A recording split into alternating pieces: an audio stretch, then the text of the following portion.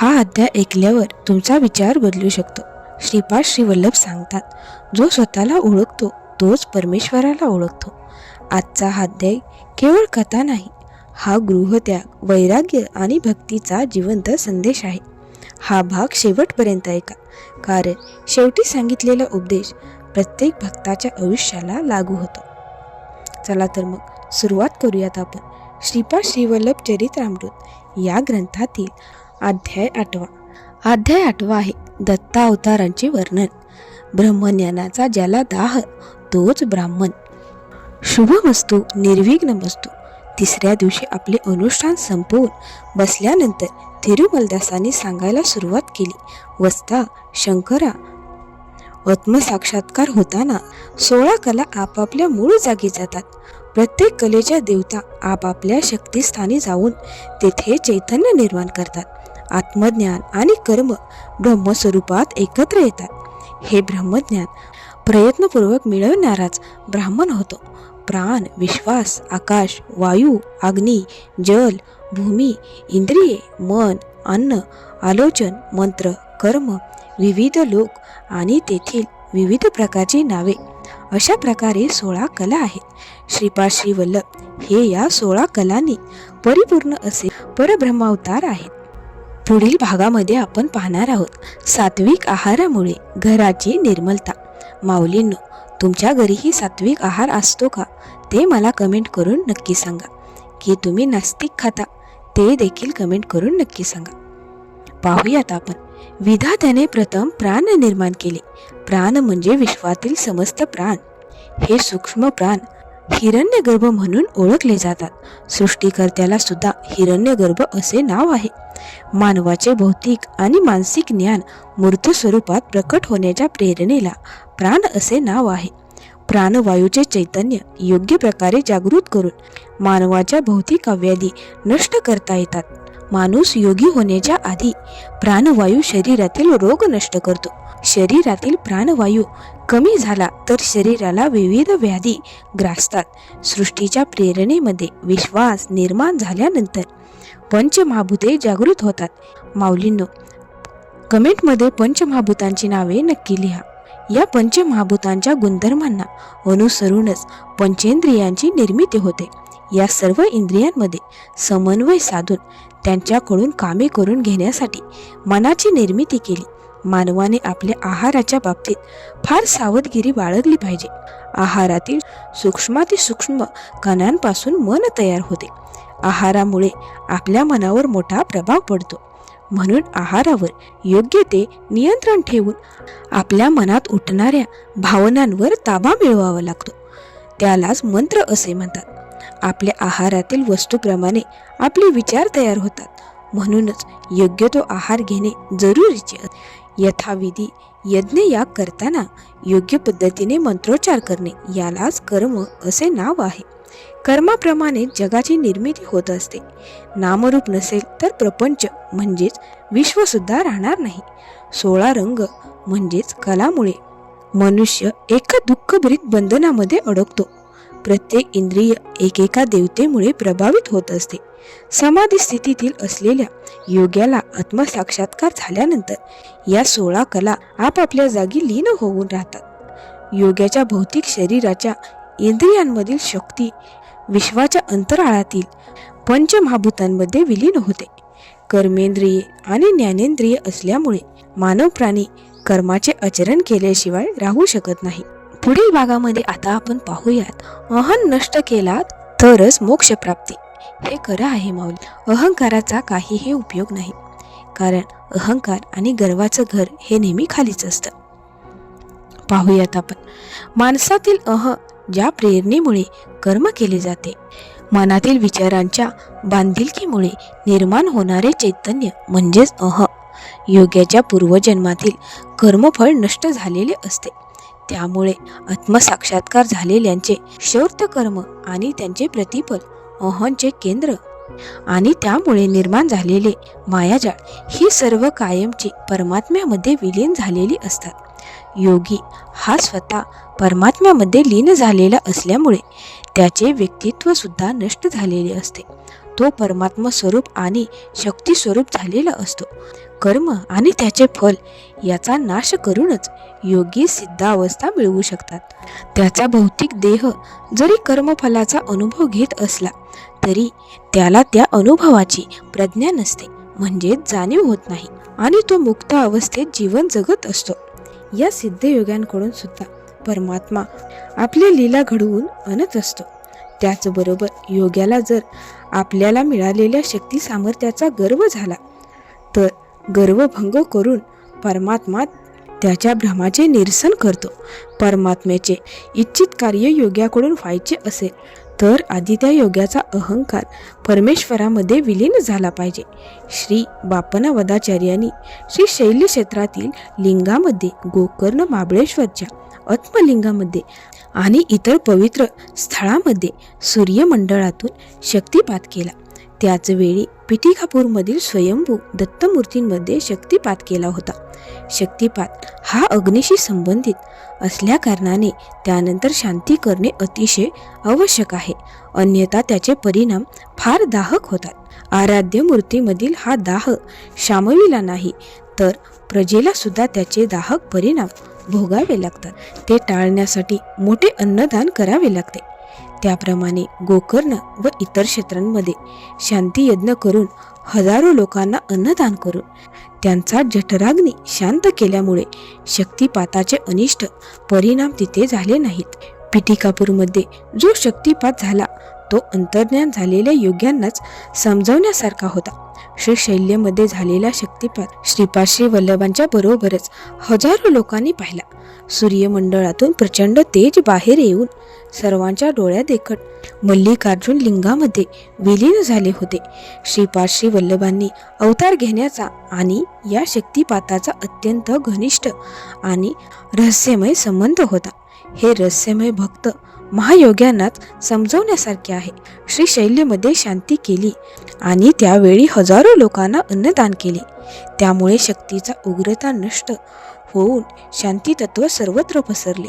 त्या प्रशांत स्थितीमुळे तेथील लोकांचे कल्याण झाले.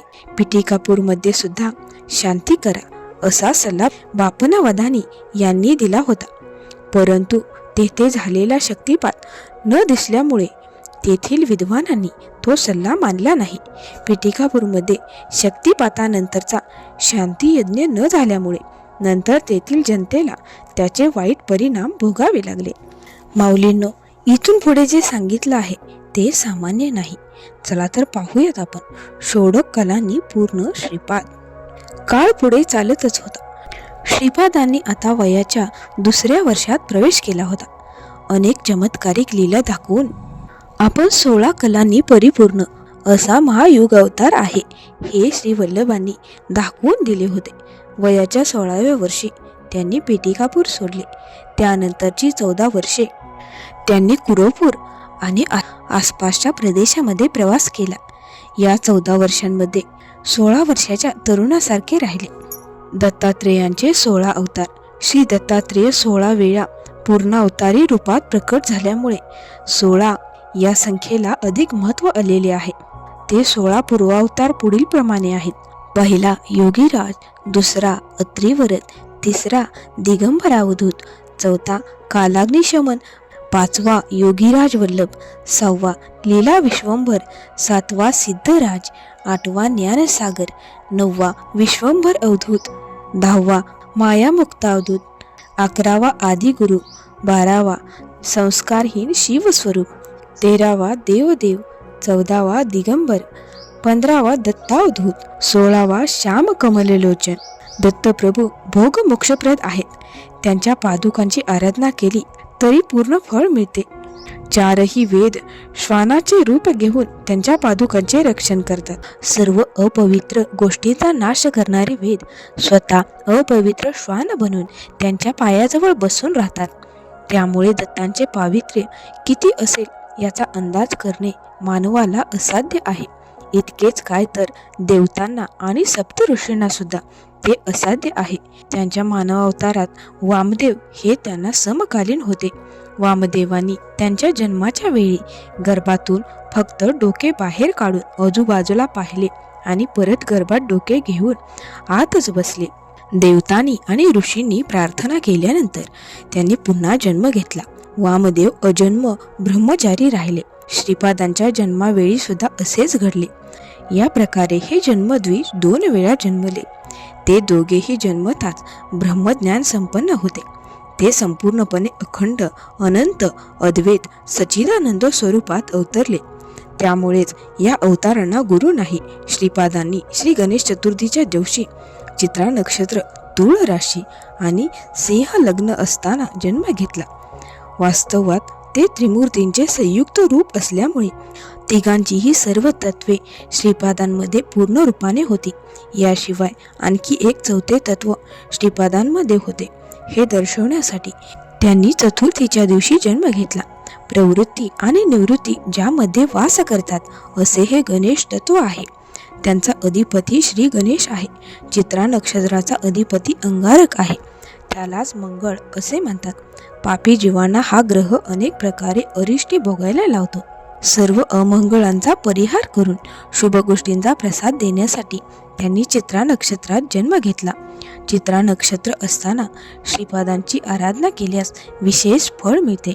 साक्षात धर्मशास्त्रा श्री हरिहरात्मज अय्यप्पा स्वामी आहोत हे दर्शवण्यासाठी श्रीपादांनी तुला राशीत जन्म घेतला. ग्रहांचा राजा असलेल्या सूर्याप्रमाणेच सिंह लग्नामध्ये जन्म घेऊन त्यांच्याप्रमाणेच आपण सुद्धा दरबार भरवण्यासाठी आलो आहोत हे सूचित केले. श्रीपादांना न समजणारे असे कोणतेही सूक्ष्मात सूक्ष्म धर्मतत्व नाही. धर्मसंकट आले असल्यास त्यांनी प्रार्थना केल्यावर योग्य ते धर्मपद नियम समजू शकतो. श्री दत्तप्रभूंपासून त्रिमूर्ती, त्यांच्यापासून 3 कोटी देवता आणि त्यांच्यापासून 33 कोटी देवता आल्या. म्हणूनच दत्ताचे नामस्मरण केल्यास समस्त देवतांचे नामस्मरण केल्याचे फळ लागते. श्री दत्तांच्या ब्रह्ममुखाचे पूजन करू नये. विष्णुमुखाचे पूजन सत्यनारायण व्रताने आणि रुद्रमुखाचे पूजन रुद्राभिषेकाने करता येईल. त्यांच्या जिवेवर सरस्वती, मध्य मूल आणि वक्षस्थळात लक्ष्मी, शिवमुखाच्या डाव्या भागांमध्ये गौरी, सृष्टीतील समग्र स्त्री देवता श्रीपादांच्या डाव्या भागात आणि समस्त पुरुष देवता श्रीपादांच्या उजव्या भागात राहतात. तिरुपतीच्या 7 डोंगरांचा राजा व्यंकटेश्वर म्हणजे सुद्धा दत्तप्रभूच. वे म्हणजे पापे आणि कट म्हणजे निवारण. वेकार हे अमृत बीज आणि कट हे ऐश्वर्य बीज आहे. त्यामुळेच व्यंकटेश्वर हा अमृत ऐश्वर्य प्रदायक आहे. सर्व पापे नष्ट करीत असल्यामुळे त्याला भक्त सुद्धा असंख्य आहेत. श्री व्यंकटेश्वर आणि श्रीपाद श्रीवल्लभ हे अभिन्न आहेत. आता आपण पाहूयात ब्राह्मणाची लक्षणे. मी तिरुमलदासांना विचारले. सर्व ज्येष्ठ असे सांगतात की वर्णाश्रम धर्माचे पालन केलेच पाहिजे, परंतु श्रीपादांनी त्यापेक्षा थोडे वेगळे मत मांडले आहे. यामुळे माझ्या मनात संदेह निर्माण झालेला आहे. कृपया करून त्यांचे निवारण करावे. त्यावर तिरुमलदास म्हणाले, ब्राह्मण हा ब्रह्मज्ञान अभ्यासक आणि अन्वेषक आहे. तेव्हाच त्याला सद्ब्राह्मण म्हणतात. त्याच्यासाठी निर्देशित असलेला धर्म सोडून वागणारा दुराचारी, परमदुष्ट हा ब्राह्मण असू शकत नाही. त्याच्या दुराचाराने सर्व मर्यादा ओलांडल्यानंतर तो गोहत्या करून गोमांस सेवन करतो, परस्त्रीची अभिलाषा धरतो. त्याच्यामध्ये ब्राह्मणत्वाचा लेश सुद्धा शिल्लक राहत नाही. अमर्याद दुराचारामुळे त्यांच्यामध्ये असलेले ब्राह्मण तत्वाचे तेज पूर्णपणे नष्ट होते. त्याचे शरीर आणि सूक्ष्म जीवात असलेल्या कणांमध्ये अनेक बदल होतात आणि त्याला चांडाळत्व प्राप्त होते. तो फक्त नावापुरताच ब्राह्मण असतो. जर क्षत्रियाने ब्रह्मज्ञानासाठी निरंतर तप केले तर त्याला ब्राह्मण तत्व येऊ शकते. अशा वेळी त्याच्या जन्मसिद्ध शरीरातील जीवकणांमध्ये ब्राह्मणत्व येते. याच रीतीने विश्वामित्राला ब्राह्मणत्व प्राप्त झाले. शनेश्वर 3ऱ्या घरात आल्यानंतर 7.5 वर्षापर्यंत प्रत्येक मानवाच्या शरीरातील जीवकण बदलतात. जुने जीवकण नष्ट होऊन नवीन जीवकण निर्माण होतात. ही सर्व क्रिया मानवाला न कळत घडते. एकदा क्षत्रिय जर आपली क्षात्रवृत्ती त्यागून शांतर संप्रदान अशा प्रकारची कृषी, गोपालन, व्यापार इत्यादींमध्ये रममाण झाला तर त्याच्यामध्ये क्षत्रियत्व शिल्लक राहत नाही. त्याच्या मन, बुद्धी आणि शरीरात अनेक बदल होऊन वैश्यत्व प्राप्त होते. ब्राह्मणाने क्षत्रिय वृत्ती अवलंबिली तर तो परशुरामाप्रमाणे क्षत्रिय होतो. पूर्वकाली द्रोणाचार्य कृपाचार्य हे जन्मतः ब्राह्मण होते, परंतु क्षत्रिय वृत्ती अवलंबिल्यामुळे ते क्षत्रिय झाले. कुसुम श्रेष्ठी जन्मतः वैश्य होते, पण त्यांनी क्षत्रिय वृत्ती अवलंबिल्यामुळे ते क्षत्रिय झाले नाहीत काय? जन्मतः शूद्र असलेला मी श्रीपादांच्या अनुग्रहामुळे ब्रह्मज्ञानी झालो नाही काय? जन्मतः कोणीही असला तरी जन्मभर ब्राह्मण वृत्ती, क्षत्रिय वृत्ती किंवा वैश्य वृत्ती स्वीकारली तर तो अनुक्रमे ब्राह्मण, क्षत्रिय किंवा वैश्य होऊ शकतो. केवळ एखाद्या ठराविक जातीमध्ये जन्म घेतला एवढ्याच कारणासाठी यमधर्मराज कोणाला शिक्षा करीत नाही, तर प्रत्येकाच्या चांगल्या किंवा वाईट कृतींची चांगली फळे किंवा शिक्षा त्याला मिळत असते. या जन्मी शूद्र म्हणून जन्मलो असलो तरी पुढील जन्मी मी ब्राह्मण होऊ शकतो. आता ब्राह्मण म्हणून जन्मलेले कोणी त्यांच्या कर्मफलाला शूद्र होऊ शकतात. वर्णव्य व्यवस्था ही केवळ सामाजिक कारणामुळे तयार झाली आहे. परमात्माचे मुख ब्राह्मणत्व, बाहू क्षत्रियत्व, मांड्या वैश्यत्व आणि पाय शूद्रत्वाने युक्त असतात, असे श्रीपाद श्री वल्लभांनी एके ठिकाणी म्हटले आहे. शंकरा, तू आमच्या घरचे आतिथ्य स्वीकारत आहेस. आमच्या घरचे भोजन हे ब्राह्मण भोजनच आहे. माऊलीनो, हा भाग ऐकताना एकही शब्द चुकवू नका. पाहूयात आपण कर्मरहस्य. निरंतर श्रीपादांचे स्मरण आणि ध्यान सुरू असलेला हा परिसर शुभदायक, पवित्र अशा दिव्य स्पंदनांनी भरलेला आहे. नरसावधानी हे जन्मतः ब्राह्मण असले तरी त्यांच्या घरामधील भौतिक, मानसिक आणि आध्यात्मिक स्पंदने विषपूरित झालेली होती. त्या कलुषित वायुमंडलाने भरलेल्या घरातील अन्न खाणे श्रीपादांनी नाकारले. याचे कारण असे आहे की अनिष्ट स्पंदने असलेल्या घरातील अन्न दूषित असते. असे दूषित अन्न खाण्याने साधारण मानवामध्ये दूषित स्पंदने तयार होऊन तो पापमार्गाला लागतो. जॉन नावाच्या एका जर्मनी देशाच्या व्यक्तीला तो ब्रह्मज्ञानात्वेषी असल्यामुळे शेवटच्या घटिकेला कुरवपूरमध्ये श्रीपादांच्या दर्शनाचे भाग्य लाभले आणि त्याला श्रीपादांचा अनुग्रह मिळाला. नरसावधानी पिटिकापूरचे रहिवासी असून सुद्धा श्रीवल्लभ हे दत्तावतार आहेत हे त्यांनी मान्य केले नाही. म्हणूनच त्यांनी हे मान्य केल्यानंतर सुद्धा कितीही प्रयत्न केला तरी त्यांना श्रीपादांचा अनुग्रह मिळाला नाही. शंकर भट्टाने विचारले, स्वामी, जीवकण बदलतात असे तुम्ही सांगितले. तसे असेल तर प्रत्येक जातीला एक स्वतंत्र आत्मा असतो का? तसेच देवी पार्वती हिला हिमालयाची कन्या म्हणतात. याचा अर्थ काय? यावर तिरुमलदासांनी सांगितले, प्रत्येक जातीसाठी वेगळा आत्मा असत नाही. ती एक मानसिक स्थिती किंवा अवस्था असते आणि ती दिव्यात्मा असलेल्या श्रीपादांपासून वेगळी असते. नेहमीच त्यांच्याशी प्रत्यक्ष संबंध असलेली अशी महाशक्ती आहे ती. जाती याचा अर्थ तुम्हाला वाटते तसे त्या विशिष्ट जातीमध्ये जन्माला आलेल्या सर्व व्यक्ती नव्हे. प्रज्ञा असलेल्या जिवंत शरीरातील जीवकण असे एकत्र असतात. त्याचप्रमाणे सामूहिक व्यक्तित्वामध्ये त्या सर्व व्यक्तीमधील शक्ती सामर्थ्य एकवटलेले असते. त्याचप्रकारे प्रत्येक खेड्याला, गावाला, शहराला आणि देशाला सुद्धा एक आत्मा असतो. आम्ही राहतो त्या भूमीला सुद्धा आत्मा आहे. या भूमीच्या अभिमानामुळे आम्ही तिला भूमाता म्हणतो. भूमाता म्हणजे आत्मा आणि परमात्म्यापेक्षा वेगळी अशी मनाने संबंधित असलेली महाशक्ती होय. त्याचप्रमाणे हिमवंत म्हणजे सुद्धा एक अभिमानित देवता शक्ती आणि त्या हिमवंताची कुमारी म्हणजेच हिमवती. सर्व साक्षी असलेल्या सूर्याचा पुत्र यमधर्मराज, प्रत्येक जीवाच्या पापपुण्यानुसार शिक्षा देणारी देवता असा त्याचा अर्थ. आपापला कार्यकलाप चालविण्यासाठी सर्व जीव सूर्य भगवानापासूनच चैतन्य मिळवतात.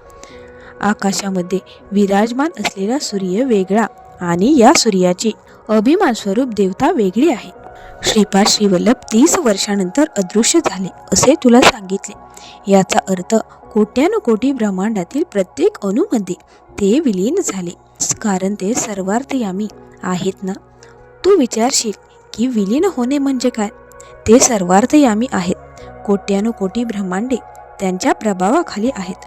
त्या सर्वांमधील परिणामक्रम वेगवत रीतीने चालवण्यासाठी त्यांनी ती सर्व आपल्या शक्तीच्या प्रभावाखाली ठेवली आहेत. समस्त सृष्टीतील परिणामक्रमाची दशा कोणत्याही प्रकारे बिघडली तर या प्रकारे श्री दत्तात्रेय अवतरतात. लोखंड मालिन्यामुळे बलहीन झाले तर आकर्षण सुद्धा बलहीन होते.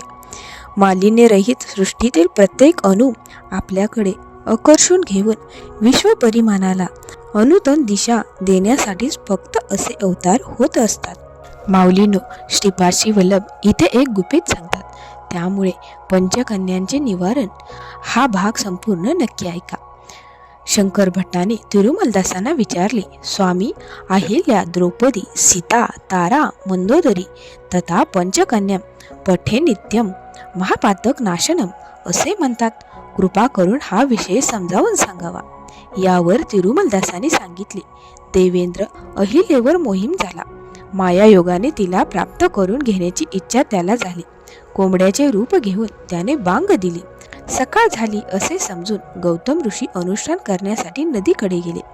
अहिल्याबरोबर आपले मिलन व्हावे या इच्छेने देवेंद्राने आपल्या मायाशक्तीने अहिल्याची प्रतिकृती बनवली. प्रत्यक्ष अहिल्याला त्याने स्पर्श सुद्धा केला नाही. गौतम ऋषीने देवेंद्राला मायाशक्ती निर्मित अहिल्याबरोबर पाहिले आणि त्याने शाप दिला. ते पाहून अहिल्या संतापली. ती म्हणाली, हे कलुषित बुद्धीच्या ऋषीवरा, तू हे काय केलेस? आध्यात्मिक दृष्ट्या अहिल्या ही गौतम ऋषींपेक्षा उच्च स्थानावर होती.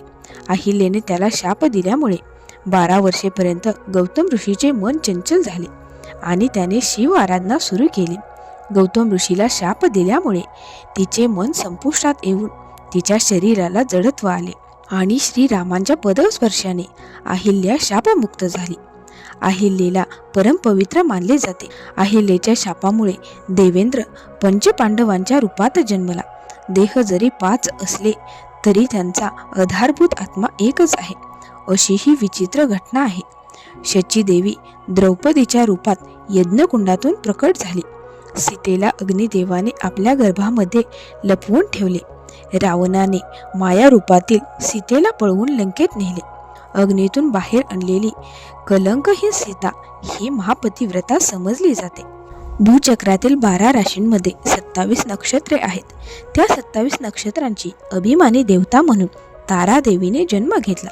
ती भर जवानीत आल्यावर गुरुग्रहाची अभिमानी देवता असलेला बृहस्पती तिच्यावर मोहित झाला.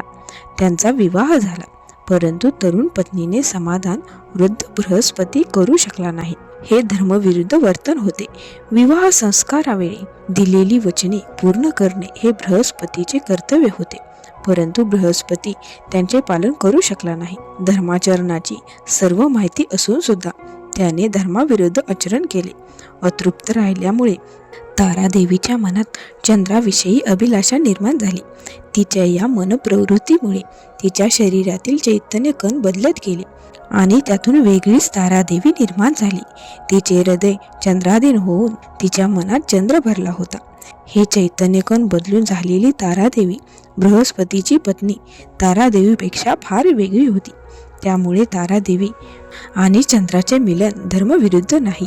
सृष्टीच्या नियमाप्रमाणे 27 नक्षत्रे फिरून येणे हा चंद्राचा धर्म आहे, तो गुरुग्रहाचा धर्म नव्हे. जर गुरुग्रह त्याप्रमाणे वागला तर तो अधर्म होईल, असे कधीही होत नाही. म्हणूनच 27 देवतांची अभिमानी देवता तारादेवी आणि चंद्रमंडळ अभिमानी देवता चंद्र यांचे मिलन धर्मसंमत आहे आणि या सूक्ष्म धर्मसूत्राला अनुसरून तारादेवी ही महापतिव्रता ठरते. शरशय्येवर पडलेला असताना भीष्माने पांडवांना हितोपदेश केला. त्याने सांगितले की अनुचित गोष्टी चालल्या असताना त्या पाहून गप्प न बसता अशा गोष्टींना विरोध करून त्या थांबविल्या पाहिजेत आणि ते शक्य नसेल तर तेथे न थांबता निघून गेले पाहिजे. या दोन्हींपैकी एकही गोष्ट मी केली नाही. हे ऐकून द्रौपदी एकदम हसली. ते पाहून भीष्म म्हणाला, द्रौपदीचा मानभंग होताना पाहून सुद्धा मला गप्प बसणे भाग पडले, कारण दुर्योधनाच्या अन्नाचे ऋण माझ्यावर होते. त्या दूषित अन्नामुळे माझी बुद्धी भ्रष्ट झाली होती. ते सर्व दूषित रक्त या शरीरावर झालेल्या जखमांमधून वाहून गेले आहे. आता माझ्या बुद्धीतील किलमिश सुद्धा नाहीसे झाले आहे आणि सत्याची जाणीव झाली आहे. प्रत्येक जीव अनेक जन्म घेत असतो. काही जन्मामध्ये तो स्त्री होऊन तर काही जन्मांमध्ये पुरुष होऊन जन्मतो. मानव जन्माव्यतिरिक्त पशु पक्षी होऊन सुद्धा जन्म मिळू शकतो. मंदोदरी ही एक पूर्वजन्मी पुरुष रूपात जन्मली होती. त्यावेळी तिला 3 पत्नी होत्या. त्यापैकी एक चंचल स्वभावाची, दुसरी दुष्ट स्वभावाची आणि तिसरी मृदू स्वभावाची होती. यापैकी जी चंचल स्वभावाची होती ती वानर जन्म घेऊन वाली झाली दुष्ट स्वभावाची होती तिने रावणाच्या रूपात जन्म घेतला आणि मृदू सात्विक स्वभावाची होती ती बिभीषणाच्या रूपात जन्मली. रामायण काळात मंदोदरी म्हणून जन्म घेतल्यानंतर प्रथम ती वालीची पत्नी झाली आणि त्यांना अंगद हा मुलगा झाला. त्यानंतर ती रावणाची पत्नी झाली आणि रावणाच्या वधानंतर प्रथेप्रमाणे ती नव्या राजाची म्हणजेच बिभीषणाची पत्नी झाली. वालीची पत्नी असताना, रावणाची पत्नी असताना आणि बिभीषणाची पत्नी असताना प्रत्येक वेळी तिच्या शरीरातील जीवाणू वेगवेगळे होते. त्यामुळे या सर्व घटना धर्मसंबंध होत्या. म्हणून मंदोदरी महापतिव्रताच आहे. माऊलीनो, श्रीपाद श्री वल्लभ स्पष्ट सांगतात, संसार सोडणे म्हणजे घर सोडणे नव्हे, तर मी आणि माझे हा भ्रम सोडणे होय. जो भक्त हे समजतो तो कुठेही राहिला तरी मुक्त असतो. पण पुढे जे सांगितले आहे ते फार कमी लोक समजून घेतात. माऊलीनो, चला तर पाहूयात आपण कर्मचक्राचा परिणाम काय असतो ते. शंकर भट्टाने तिरुमलदासांना विचारले, स्वामी, पुरुष अथवा स्त्रीने एकाच जोडीदाराबरोबर संसार केला पाहिजे असे सांगतात. बहुपत्नीत्व किंवा बहुपतित्व निंदनीय नाही काय? यावर तिरुमलदासाने सांगितले, तू म्हणतोस ते अक्षरशः सत्य आहे. निष्कारण आपल्या पत्नीला छळणारा 7 जन्म विधवेचे दुःख भोगतो. एखाद्या पुरुषाने एक पत्नी व्रत पाळले नाही तर त्याला पुढील जन्म स्त्रीचा मिळतो असे सांगतात आणि त्याच्या पत्नीला पुरुष जन्म मिळून त्या जन्मातील पती पण पूर्वजन्मातील त्याची पत्नी असलेल्या पुरुषाची वासना तृप्ती करतो. असे एकाच जन्मात घडले तर तो व्यभिचार होत नाही. त्याचप्रमाणे वेगवेगळ्या जन्मामध्ये वेगवेगळ्या पुरुषांशी तिचा विवाह झाला तरी तिला काही दोष लागत नाही, कारण हा कालचक्राचा प्रभाव असतो. या महाचक्रामध्ये अशा अनेक घटना घडतात. स्त्री म्हणून जन्म झाला तर त्या जन्मातील कर्तव्य पाळले पाहिजे. पती पत्नीमध्ये फूट पाडून त्यांना वेगळे करणारा पुढील जन्मी नपुंसक होऊन जन्मतो आणि धड पुरुष नाही आणि स्त्री सुद्धा नाही अशी परिस्थिती भोगतो. मांसाहार निषिद्ध आहे. एखाद्या बकऱ्याला 10 जणांनी मिळून कापून खाल्ले असे समज. प्राण जाताना त्या बकऱ्याला अत्यंत वेदना होतात. त्या वेदनांची स्पंदने वायुमंडळात प्रसारित होतात. सत्कर्म केले तर आनंददायक वायुस्पंदने तयार होतात आणि दुष्कर्म केले तर कष्टदायक अनिष्ट स्पंदने तयार होतात.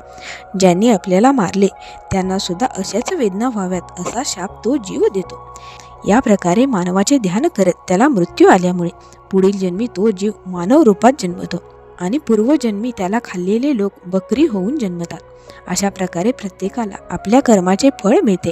म्हणूनच मानवाने करुणा दाखवली पाहिजे. बकऱ्याला मारताना पाहिले तर सात्विक व्यक्ती मांस खाणार नाही. या जन्मात मानव झालेल्या पूर्वजन्मातील बकऱ्याने आपले मांस खाणाऱ्या व्यक्तींना क्षमा करून प्राणदान केल्यास हे चक्र तिथेच संपते. पिटिकापूर वासियांच्या एकत्रित पुण्य पापाचे फलित हेच श्रीपाद श्री वल्लभांच्या जन्माचे कारण झाले. श्रीपाद श्री वल्लभ हेच दत्तगुरू आहेत हे जाणून घेतल्यामुळे पुण्यात्मांनी शुभफळ मिळवले आणि पापी जनांनी त्यांचे दत्तरूप नाकारले आणि त्यांची निंदा करून आणखी जास्त कष्ट भोगले. निंदा करणाऱ्यांना रौरव आणि इतर नरकामध्ये स्थान मिळते. एखादी गोष्ट समजली नाही तर तिची निंदा करण्याऐवजी गप्प राहणे हेच शहाणपणाचे असते. इतकेच नव्हे तर दिव्य भव्य अशा श्रीमान महामंगल रूपाची निंदा करू नये. मुखाला मंगळारती ओवळून आणि पायाजवळ बळी देऊन दत्ता अवताराची निंदा करणारे मुखव्याधीचे बळी झाले. श्री दत्तात्रेयांनी आपल्या लीलांमध्ये एका विचित्र योग शक्तीचा अंतर्भाव केला. केवळ दत्ताच्या नामस्मरणाने पुण्यवंताचे मनोरथ कोणत्याही प्रयत्नाशिवाय पूर्ण होतात. तसेच निंदा करणाऱ्या परमात्म्यांना त्यांच्या प्रयत्नांमध्ये विचित्र प्रकारे विघ्ने निर्माण झाल्याचा अनुभव येतो. श्रीपाद हे अग्निस्वरूप आहेत आणि त्यांनी अग्निवस्त्र धारण केले आहे. ते पवित्र योगाग्नी स्वरूप आहेत. त्यांच्या पादुकांचे महात्म्य वर्णन करायला युगे सुद्धा अपुरी पडतात. वेदोपनी निषेधांना सुद्धा त्यांच्या पादुकांचा महिमा संपूर्णपणे वर्णन करणे शक्य नाही. किती युगे गेली, किती वेळा उत्पत्ती, स्थिती आणि लय यांचे चक्र फिरले, तरीही दत्तात्रेय हे दत्तात्रेयच. त्यांची तुलना दुसऱ्या कोणाच्याच बरोबर होत नाही. ते साक्षात श्रीपाद श्री वल्लभच आहेत. सृष्टीतील प्रत्येक अणू याची साक्ष देतो. स्वयंभू दत्ताची पुनःप्रतिष्ठापना. श्री पिटिकापुरात एक विचित्र अवधूत आला. तो आत्मोन्मत्त आणि सिद्ध होता. त्याची स्तुती करणाऱ्याचे पुण्य कमी होते. स्वयंभू दत्त कुठे आहे असे पिटिकापूर वासियांनी त्याला विचारले. सर्व पुण्यक्षेत्रांमध्ये स्नान करून आता ते एका नदीमध्ये आले असे त्याने सांगितले. त्याच्या सांगण्याप्रमाणे एला नदीमध्ये प्रयत्नपूर्वक शोध घेतल्यानंतर तेथे स्वयंभू दत्ताची मूर्ती सापडली. सर्व मंगलदेवी सुमती महाराणी आणि ब्रह्मतेज विराजित अप्पलराज शर्मा यांच्या हस्ते त्या मूर्तीची शुभ मुहूर्तावर पुन्हा प्राणप्रतिष्ठा करण्यात आली. हे सर्व त्या सिद्धांच्या मागणीप्रमाणे करण्यात आले. बाप्पना वधानींच्या नेतृत्वात हा महोत्सव साजरा झाला. विद्यारण्याचे जन्मवृत्त. देवालयातील पुनःप्रतिष्ठा कार्यक्रम संपल्यानंतर बाप्पनाचार्यांनी त्या सिद्धाला आपल्या घरी जेवण्याचे आमंत्रण दिले, परंतु त्याने ते नाकारले. आजोबांच्या घरी खेळत असलेला श्रीपाद सिद्धाला दिसला. केवळ 2 वर्षाच्या त्या दिव्य शिशूच्या बाललीला पाहून सिद्धांच्या मनात पितृत्व वात्सल्य उफाळून आले. व्यंकावधानींच्या हातावर बसून मधुर बोलणाऱ्या बाललीला करणाऱ्या श्रीपादांनी सिद्धाकडे पाहून स्मित हास्य केले. तेव्हा त्याच क्षणी सिद्ध समाधी स्थितीत गेला. तो जेव्हा पुन्हा भानावर आला तेव्हा श्रीपाद म्हणाले, माधवा, मी 16 वर्षाचा झाल्यानंतर तुझ्या मागणीप्रमाणे बुक्करायाचे हिंदू साम्राज्य स्थापन करणार आहे. हरिहर आणि बुक्करायांच्या सोबत तू राहा. तू विद्यारण्य महर्षी या नावाने प्रसिद्ध होशील. त्यानंतर तुझा भाऊ सायनाचार्य यांच्या वंशात गोविंद दीक्षित या नावाने तू जन्म घेशील. तू राजर्षी होऊन तांजावरचा महामंत्री होशील. हे ऐकून सिद्धांच्या डोळ्यातून आनंदाश्रू ओघळायला लागले. श्रीपादांना उचलून घेण्यासाठी सिद्ध पुढे गेला तेव्हा अचानकपणे श्रीपादाने सिद्धाला चरणस्पर्श करून नमस्कार केला. हे काय विचित्र चालले आहे असे सिद्ध म्हणाला. त्यावर श्रीपाद म्हणाले, तू शृंगेरी मठामध्ये वास करून विद्यारण्य नावाने प्रसिद्ध पावशील.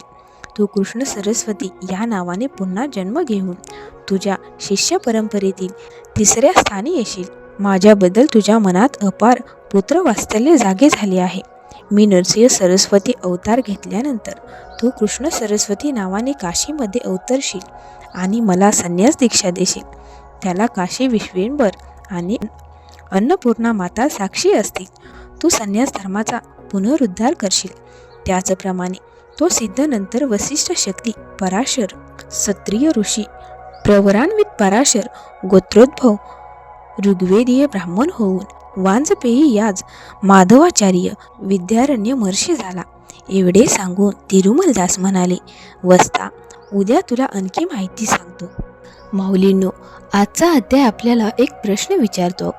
आपण देव शोधतोय की देवाकडे जायचं नाटक करतोय? श्रीपाद श्री वल्लभ म्हणतात, भक्ती म्हणजे मागणं नाही, भक्ती म्हणजे समर्पण. माऊलींनो, जर हा अध्याय तुमच्या मनाला भिडला असेल तर लाईक करा, शेअर करा आणि चॅनल सबस्क्राईब नक्की करा, कारण पुढचा अध्याय अध्यात्माचा अत्यंत गूढ संदेश घेऊन येतो आहे.